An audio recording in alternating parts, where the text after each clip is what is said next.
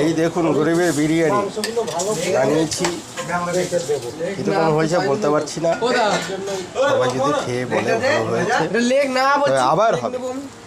আপনারা দেখুন, এটা আমাদের বিরিয়ানি, দেখুন কেমন হয়েছে।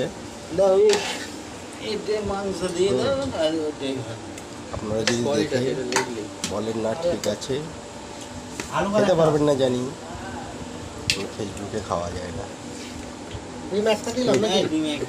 ঠিক আছে, চলবে চলবে, সুন্দর হয়েছে। মাংস দাও, যদি ভাত ধরে ভাত তো